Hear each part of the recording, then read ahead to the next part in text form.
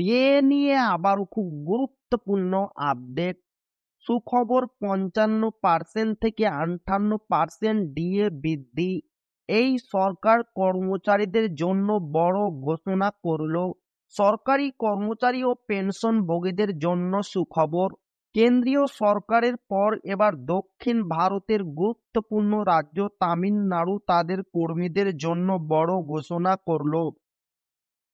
রাজ্যের সরকারি কর্মচারী, শিক্ষক এবং পেনশনভোগীদের মহার্ঘ ভাতা ডিএ 3% বাড়ানোর সিদ্ধান্ত নেওয়া হয়েছে। রাজ্যের মুখ্যমন্ত্রী এম.কে. স্ট্যালিন এই ঘোষণা করেন। তিনি জানান, এই বৃদ্ধির ফলে তামিলনাড়ুর সরকারি কর্মীদের মহার্ঘ ভাতা এখন কেন্দ্রীয় সরকারি কর্মীদের ডিএর সমতুল্য হলো। সরকারের এই সিদ্ধান্তের সরাসরি সুবিধা পাবেন রাজ্যের প্রায় 16 লক্ষ সরকারি কর্মচারী, শিক্ষক এবং পেনশনভোগী।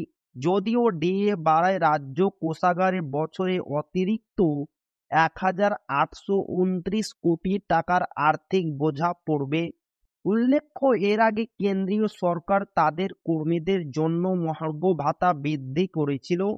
এরপর বিহার, উত্তরপ্রদেশ এবং উড়িষ্যার মতো বেশ কয়েকটি রাজ্য সরকারও তাদের কর্মীদের মহার্ঘ ভাতা বাড়ানোর ঘোষণা করেছে। তো এই ছিল ডিএ নিয়ে খুব গুরুত্বপূর্ণ আপডেট, যা আপনাদের মাঝে শেয়ার করলাম। তো ভিডিওটি ভালো লাগলো অবশ্যই আপনার বন্ধুদের শেয়ার করবেন, যাতে তাদের উপকার হয়।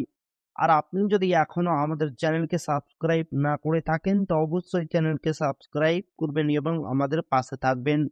তো আবারও দেখা হবে ডিএ রিলেটেড খুব গুরুত্বপূর্ণ ভিডিওতে।